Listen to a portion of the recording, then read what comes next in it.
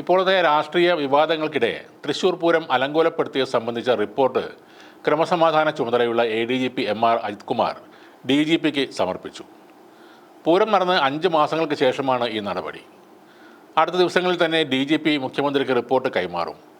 5 മാസമായിട്ടും അന്വേഷണം എങ്ങും എത്താത്തത് സംബന്ധിച്ച് കഴിഞ്ഞ ദിവസങ്ങളിലുണ്ടായ രാഷ്ട്രീയ കോളിളക്കങ്ങൾക്ക് പിന്നാലെയാണ് ADGP ഇപ്പോൾ ഈ റിപ്പോർട്ട് സമർപ്പിച്ചത്. തൃശൂർ പൂരം അലങ്കോലമാക്കിയതിൽ ബാഹ്യ ഇടപെടൽ ഇല്ലെന്നാണ് അജിത് കുമാറിൻ്റെ അന്വേഷണ റിപ്പോർട്ട്. ഇക്കാര്യത്തിൽ ബോധപൂർവമായ ഗൂഢാലോചനയോ അട്ടിമറിയോ ഉണ്ടായിട്ടില്ല. അന്നത്തെ സിറ്റി പോലീസ് കമ്മീഷണറായിരുന്ന അങ്കിത് അശോകിനെ മാത്രം കുറ്റപ്പെടുത്തിയാണ് ഈ റിപ്പോർട്ട്. കമ്മീഷണർ അങ്കിത് അശോകിൻ്റെ പരിചയക്കുറവാണ് ഈ പ്രശ്നങ്ങൾക്ക് ഇടയാക്കിയതെന്ന് റിപ്പോർട്ടിൽ പറയുന്നു. തൃശൂർ പൂരം വിവാദത്തിൽ പോലീസിൻ്റെ അന്വേഷണ റിപ്പോർട്ട് പുറത്തുവിടണമെന്ന് തൃശൂരിലെ LDF സ്ഥാനാർത്ഥിയായിരുന്ന CPIയിലെ VS സുനിൽകുമാർ അടക്കമുള്ളവർ കഴിഞ്ഞ ദിവസങ്ങളിൽ ആവശ്യപ്പെട്ടിരുന്നു.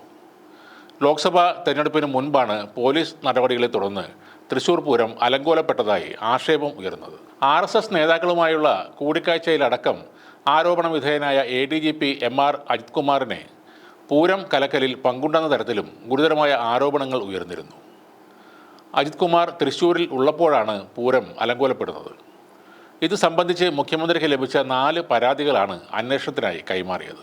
എന്താണ് സംഭവിച്ചതെന്ന് കൃത്യമായി പരിശോധിക്കുമെന്നും പരാതികളെ അതീവ ഗൗരവത്തോടെയാണ് കാണുന്നതെന്നും മുഖ്യമന്ത്രി പറഞ്ഞിരുന്നു. എന്നാൽ ആരോപണ വിധേയനായ ADGPയെ തന്നെയാണ് അന്വേഷണം ഏൽപ്പിച്ചത് എന്നതാണ് ഏറ്റവും രസകരമായ വസ്തുത. ഒരാഴ്ച കൊണ്ട് അന്വേഷണം പൂർത്തിയാക്കണമെന്നായിരുന്നു മുഖ്യമന്ത്രിയുടെ നിർദ്ദേശം. എന്നാൽ പിന്നെയും 4 മാസം കഴിഞ്ഞാണ് ക്രമസമാധാന ചുമതലയുള്ള ADGP ഈ റിപ്പോർട്ട് നൽകുന്നത്. തൃശൂർ പൂരം അലങ്കോലപ്പെട്ടതിന് പിന്നിൽ ഗൂഢനീക്കമുണ്ടോ എന്ന് പരിശോധിക്കണമെന്ന് CPI സംസ്ഥാന സെക്രട്ടറി ബിനോയ് വിശ്വവും ആവശ്യപ്പെട്ടിരുന്നു.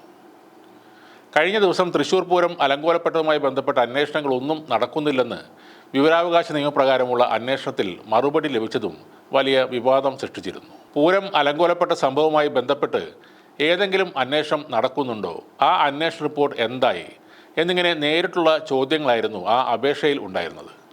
എന്നാൽ ഇല്ലെന്നായിരുന്നു ഇതിന് ലഭിച്ച മറുപടി. ഈ ചോദ്യത്തിന് മറുപടി നൽകിയ പോലീസ് ആസ്ഥാനത്തെ വിവരാവകാശ ഓഫീസർക്കെതിരെ നടപടിയും എടുത്തിരുന്നു.